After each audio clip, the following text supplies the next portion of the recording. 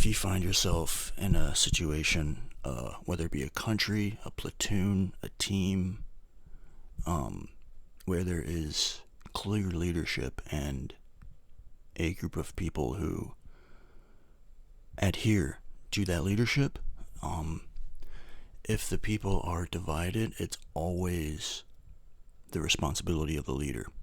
If the people are fractured, then it always reflects on the leader. If you happen to live in a situation where, say hypothetically,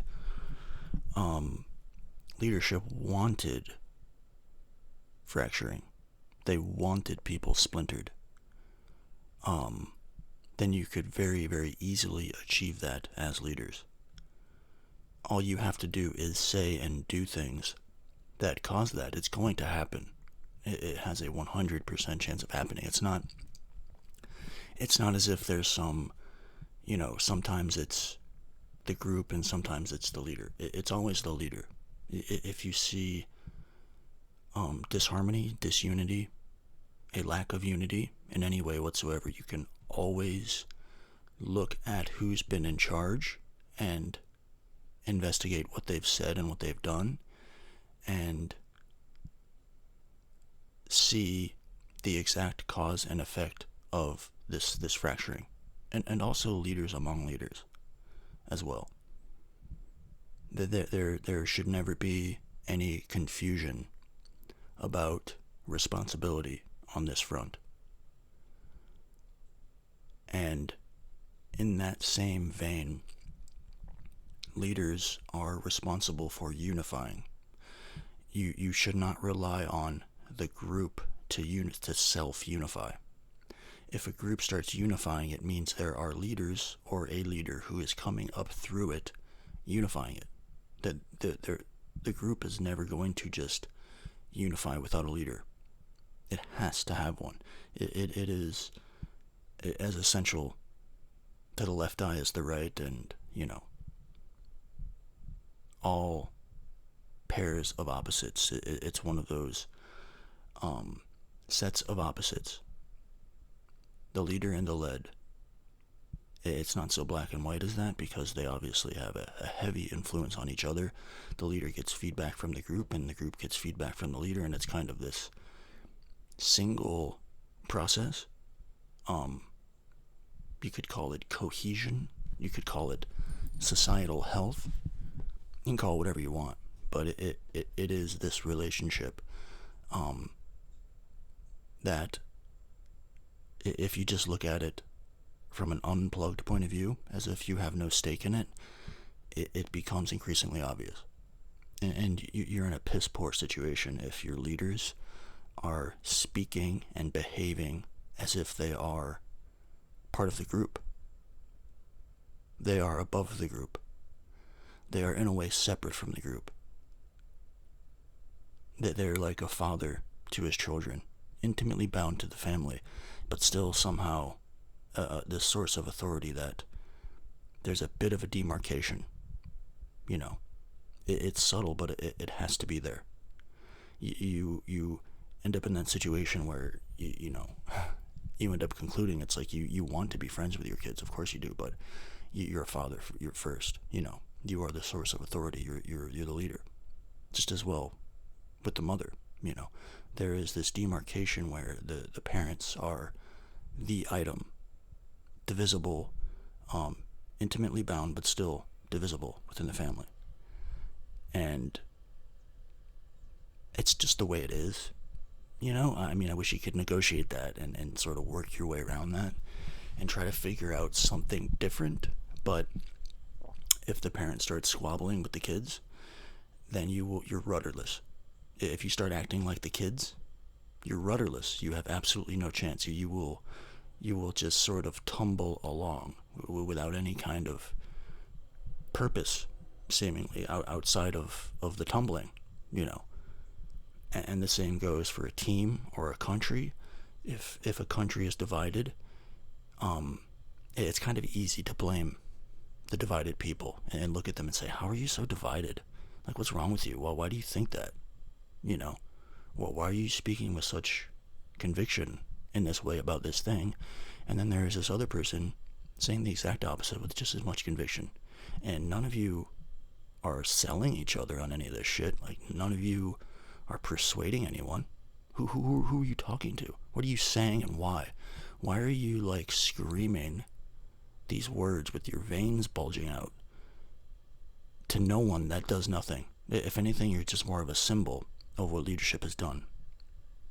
Because we live in a world with people for whom that is just the case. Not only are people to varying degrees led, people want to be led. Like, we literally elect people with the consent. We're saying, go lead, asshole, you know? Go up there and lead. Not in that exact wording, but that's the basic sentiment. Go lead, and don't splinter people up unnecessarily. Like, what are you doing? Why would you do that? I look at that and end up concluding that it must be intentional. If it's not intentional, then you don't even know what you're doing, and you shouldn't be there. It's like I've said many, many times, we're getting to a point to where it's like some people are just in the way, you know? And when somebody like me or somebody comes along one day and grabs the country by the balls and brings everybody together and unifies them, yes, we'll always have all sorts of differences and arguments that need to be had, but basically unified, it's going to turn the last 30 years by comparison into a sort of dark age. And if nobody does it soon, then you're just a continuation of the dark ages. A sped up mini little dark age, intellectual dark age, spiritual dark age. A dark age in terms of ideas, in terms of behavior. Like, everybody is acting like a classroom of children, of elementary school kids, just saying things to and at each other, and nobody's buying any of it from each other. There's nothing really happening. It's like this strange stasis where, you know, nobody's really being moved, but people are more passionate and, you know, convinced than they've ever been. And it is absolutely on the shoulders of leadership, 100%. And it's hard not to conclude that it's intentional. You know, it's difficult to not go there. Because in my day-to-day life, you know, as I exist in this world, 99% of what people tell me in the political domain are not original thoughts at all. That they are something that I heard a week ago from either the source or even from somebody else, and it's stated the exact same way as the other person, but they're pitching it as though it's theirs, like it's original. 99% of the time, when people tell me things and try to say things about the political situation, it is not an original thought, you know, which isn't a criticism or a judgment. It's just the way it is. And it's a strong indication that these ideas and these words and these things that people are carrying around in them aren't theirs. I mean, and this has a remarkable uptime. There are very few, you know, I don't really know how to phrase it, like independent, philosophically minded, sharp, original thinkers. Like, people are just saying the same things. People are just parroting the exact same things that somebody else is saying. So, you could say that that's always been the case, and that's probably true. But it's even more so now in this age of, you know, the internet. And knowing that, it's easy to conclude the degree to which people are led these days. To a very strong degree. I mean, very, very strong. People are really going around with these ideas and these thoughts that even the source isn't that profound in any way. You know, it's really when you really get down to it, it's like the intellectual standard, the 0 point, the minimum, has fallen dramatically. Like, it's very unimpressive out there for a lot of you guys. And I know you know it. You must know it. Because what you're saying, it doesn't make you think. The conclusions aren't even, good. It's like it's fallen off a cliff. Like, we're the most educated we've ever been. More people have gone to school than ever. But I really think there's been a decline in intelligence too. But for those other people, at the same time, who have kind of taken advantage of the information age, they've become more intelligent. There's like this weird crisscross, where on the whole it seems like people are getting less intelligent. But for those who are getting more intelligent, it's dramatically more. And it's like I said, you have to kind of step back from the whole scenario, the whole political scenario, as if you have no stake in it, and just look at it for what it is.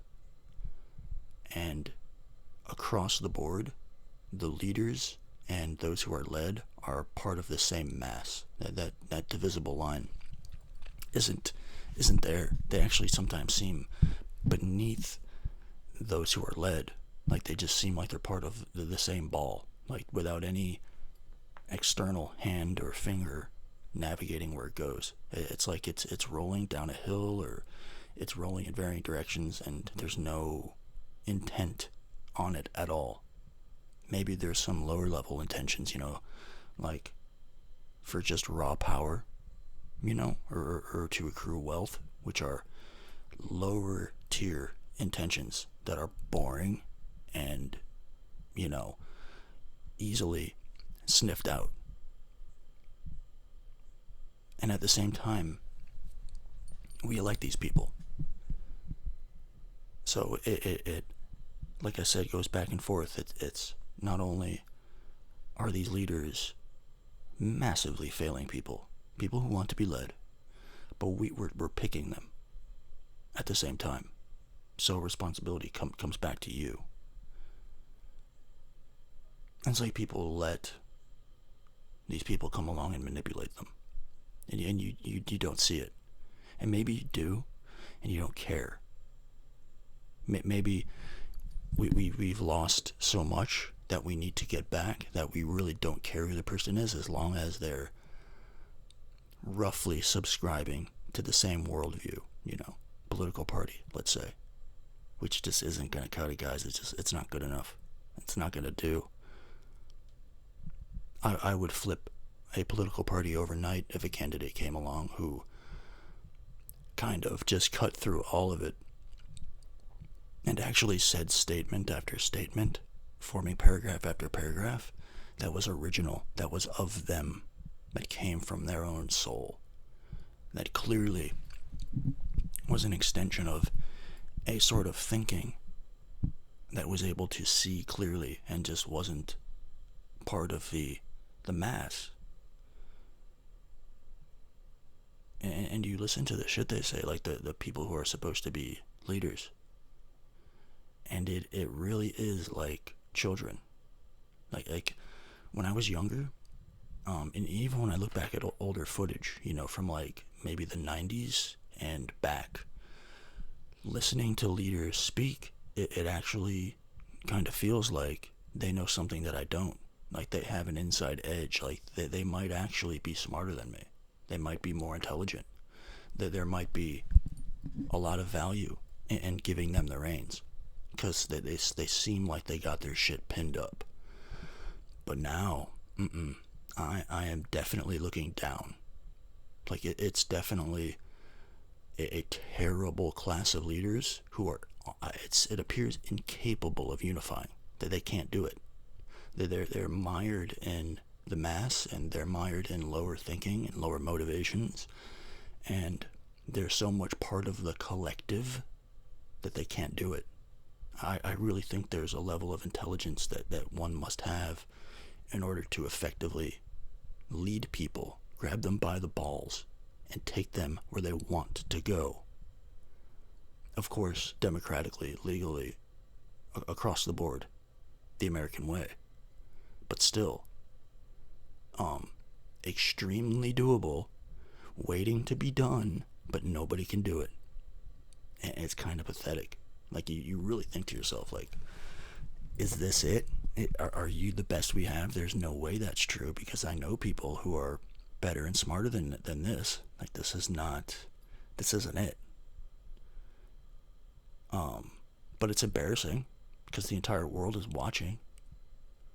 You know, history spins here. We are the rolling dice of history. So we can't have that. We can't have you mired in the rigmarole.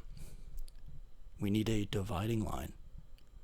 We need you to be better, as the cliche goes. You need to do better.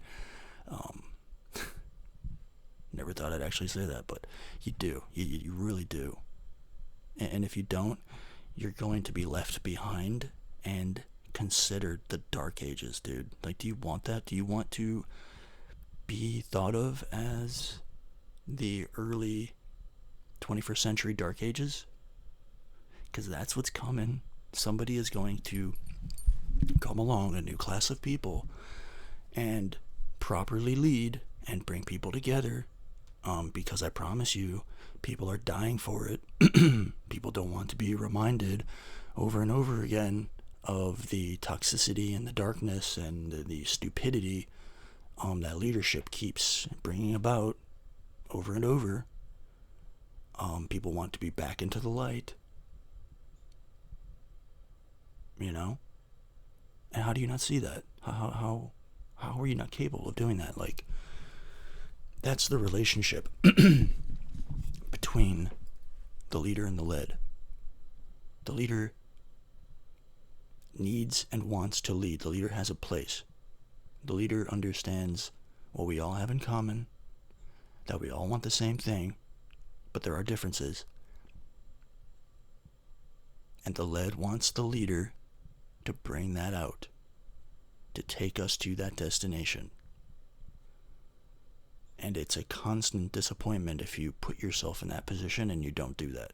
Like, it's almost like it slowly bogs down even the notion of a leader. It continues to dismay and muddy up the entire concept. And I really would like to be a fly on that wall. I'd like to be a fly on a lot of walls, just to sit in on a meeting or something. The innermost circle of current leadership, just to see what they talk about. Like what's your highest level conversation like? Well, how do you spitball? How do you kick ideas around? Like what do you talk about with your innermost circle? I'd love to see that, because if what you bring out into the world, your polished product, is any indication of what you're talking about, then you need to go. Well, like, a lot of you guys need to go. You need to retire, or somebody's going to come along and show the entire country and thus the world how it's done. It's going to happen. It's a matter of time. Like we think sometimes that things are forever like this, that once an age comes, an age never leaves. But that's not how it works. Like a long period of time can go by where you're kind of in this cultural or societal rut, and while it's happening, it can seem like it's going to last forever, but it's not. It's like 80s hair metal. When that was going on, like, people thought that was forever. The age of the movie star, people thought that was forever, but obviously not. And there are many, many, many things that are like that. So much so you could essentially classify everything as like that. And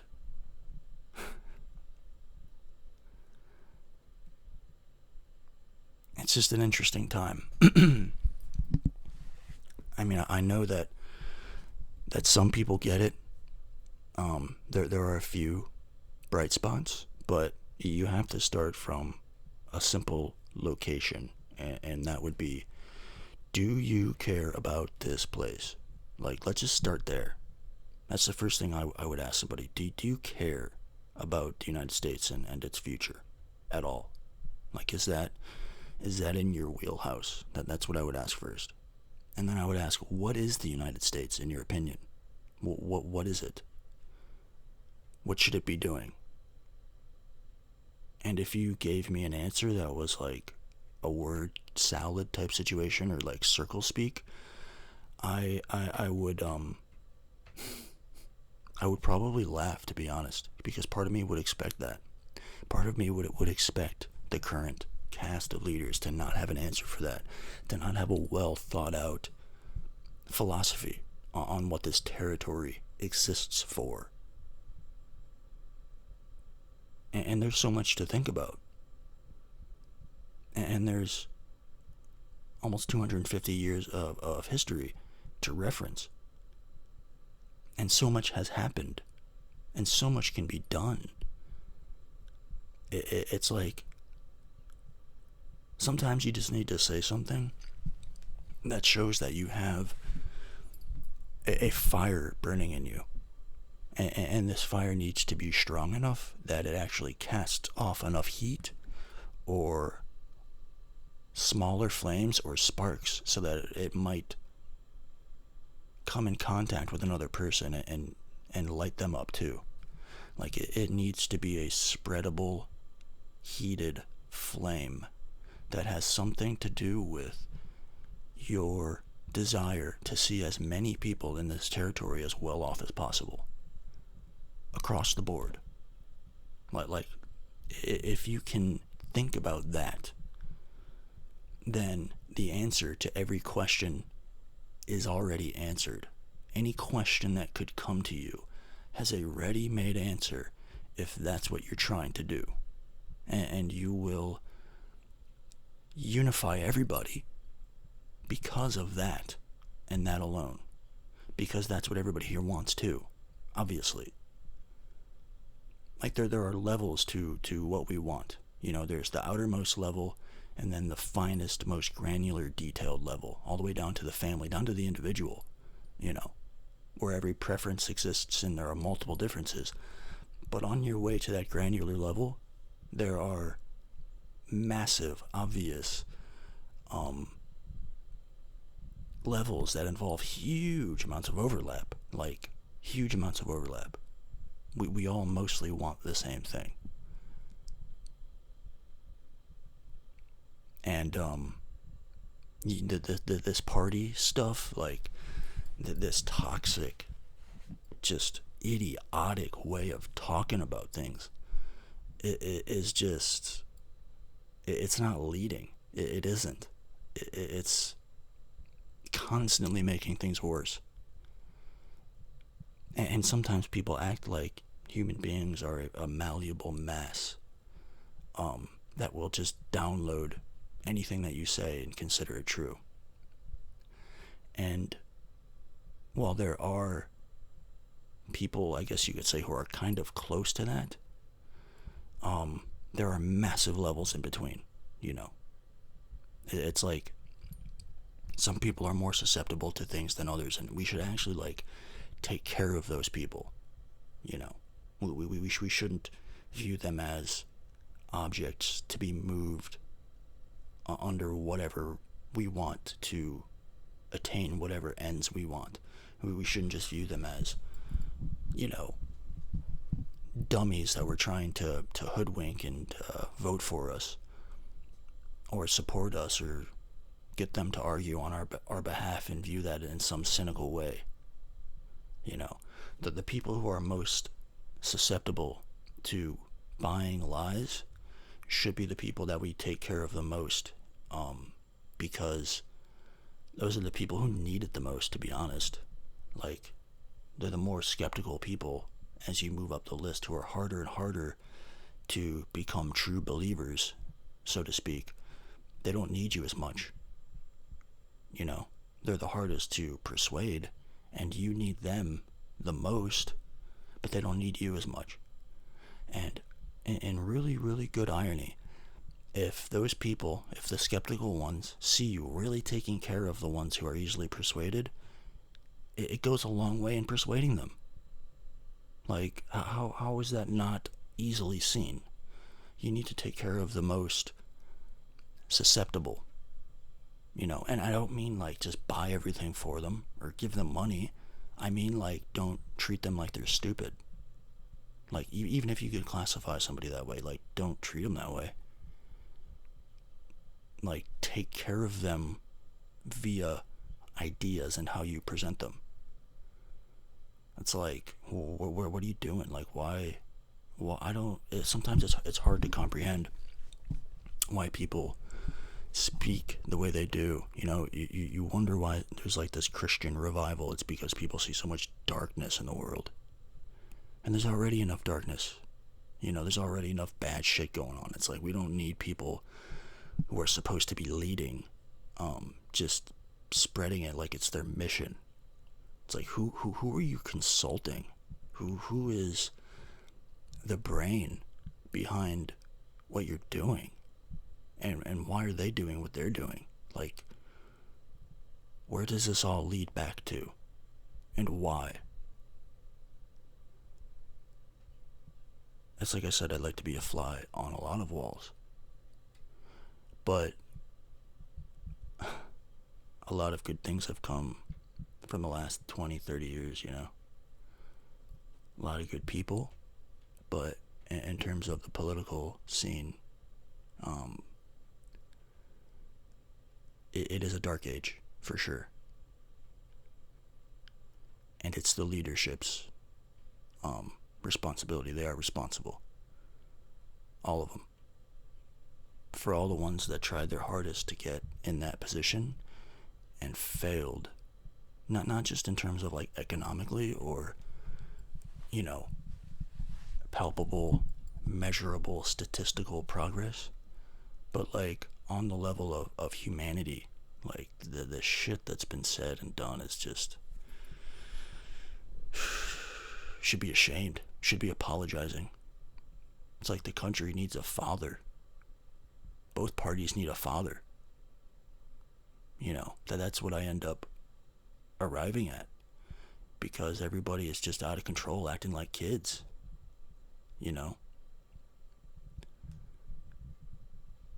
And if I see it, then other people see it, and I know that other people see it, and you know that too.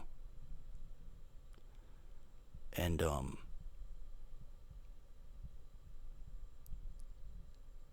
glad the internet has become what it's become, because while I say this, I can honestly say things are getting a little bit better at the same time. It's like people are kind of getting slowly but surely, like it doesn't have to be this way with certain things. And wouldn't it be interesting to know for sure everybody's like truest thoughts, to know for sure exactly what people want? Well, you can definitely start with what do you want and what are your truest thoughts. It's a good place to start. And when you get down to the very, very basic, there's a high probability that those things that you want, other people do too. And it's almost like snapping out of it. It's almost like people have been under hypnosis, and I see more and more people just kind of snapping out of it. Like, what have I been doing? What have I been saying? And honestly, I look forward to the previous cast of leadership just retiring, getting out of the game. It's like, take your wins, take your losses, and wrap it up, because we honestly don't even have to change a whole lot in terms of policy, because the U.S. as is, due to its location and all of its characteristics and its people, it can do remarkably well even when it's mired with terrible leadership. And you have to remember, like I said, we picked those people. So it's the hypnosis factor. It's like you just kind of think to yourself after a period of time, after the momentum builds and you see the fruits of this momentum, you have to step out of it sometimes and look at it from the point of view as somebody who has no stakes in it, who has no interest. Like you're just an alien who pulled up in a ship and you just started watching and you could see it all. Like what would you think? What was happening? You know. But leadership needs to be responsible, take responsibility. I did this, and I can do this. I have to, I need to. What motivates, like literally what motivates you? What is the thing that made you go through all that to get into office? What was the main thing?